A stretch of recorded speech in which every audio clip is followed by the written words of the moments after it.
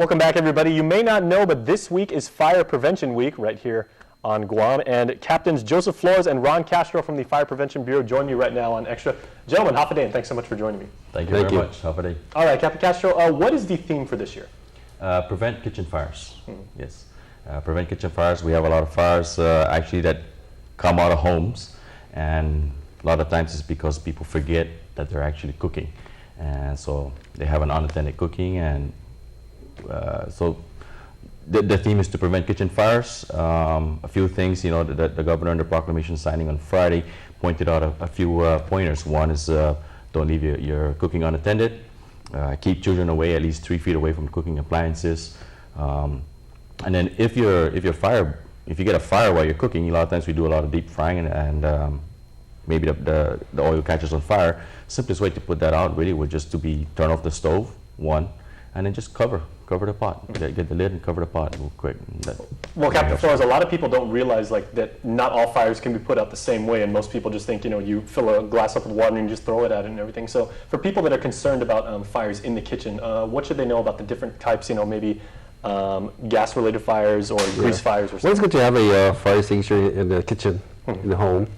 And if you have a grease fire, it's a lot easier to extinguish using the fire extinguisher, shut off your stove, and make sure everybody's out. And if you have a smoke detector, that'd be perfect. Certainly one of the best things you can buy for your home is a fire extinguisher. Definitely never throw water on a grease fire. All you do is spread it. Yeah, like I said, a lot of people just assume that you do that, and you know, they wind up getting themselves into use fire extinguisher, not water. Yeah, some real trouble. Okay, so there's a bunch of stuff going on. What are you guys doing to maybe go out to the schools and like inform the community about how to stay safer in the kitchen and prevent kitchen fires? Well, starting off with yesterday, we did the kickoff over at the Home Depot with a demonstration of rescue extrication. And then throughout the week, we'll be visiting schools. We already have some scheduling with some schools. And then the fire truck would go out there, and we may go out there also to assist the fire truck to just give a show and tell and give out this information, pass on some safety pointers to the kids, and hopefully they can take that home. And how have the kids been receiving it? Because, you know, they enjoy seeing you go there, and they see you guys still have Sparky the fire dog who comes around, I'm assuming? Yes. And, you know, they like the big trucks and all the equipment and everything like that. But what are you guys doing to make sure the message gets passed? We basically just kind of give it to them. Just tell them, give them some flyers. Unfortunately, we don't really have too many of that. But basically just a lot of show and tell, and just pass it on education, you know, verbally. Just try and yeah, like this whole week we have fire drills throughout the elementary schools. We have fire engine from each village. They go there, educate the kids for how to exit during the fire drill, and it's a good practice once a year or every 6 months. Oh, very nice. So, as I understand it, you guys are also doing a series of events about inspection at the home level, or that people can do themselves, or maybe even organizationally. Well, not really for the home level, unless we get invited to come in, and we'll be more than happy to go to any home and do an inspection, a safety inspection in their home, and give them some pointers on what might be hazardous and how to mitigate those hazards. But more so, because we come out of Prevention Bureau, we more cater to the business establishments. And the self-inspection form that we're starting out, it's a form that hopefully the business establishment will come and pick up, and they'll do their own little, it's a checklist.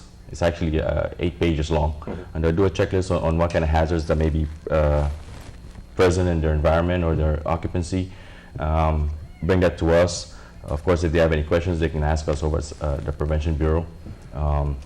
And then because it's actually a requirement really to have an annual safety inspection, this can also help them to show proof that they did their safety inspection, and it's kind of like on their own. They do it on their own. Last couple of months we did substandard homes. We did over 50, and the fire marshal and myself and some other inspectors went to a different village on substandard housing, and we educated the people on fire safety.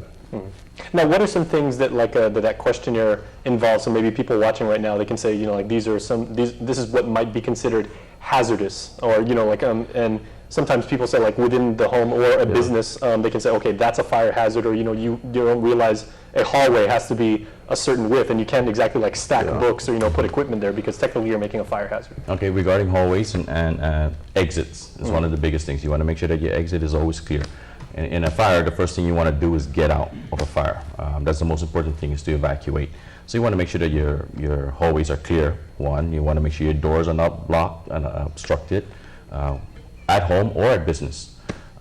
Smoke detectors at homes. One of the biggest violations we find, whether at home or at work, is electrical violations. Extension cords, exposed electrical wires. Those are really big hazards. That, Outlets plugged into outlets, yes, plugged into outlets outlets. plugged into outlets. Yes, using extension cords as a permanent source of wiring. Piggybacking from multi-plug adapter to another multi-plug adapter. Exactly. Yes. Doing the whole daisy chain thing. Yeah. Of course, yes. Okay. Yes. Well, we realize that you guys are really busy doing so much good work throughout the community, so we appreciate the time that you can give us. So thank you, gentlemen. Well, thank you very much. Yeah, you guys are always welcome back, captains. All right, thank you. All right, stay tuned.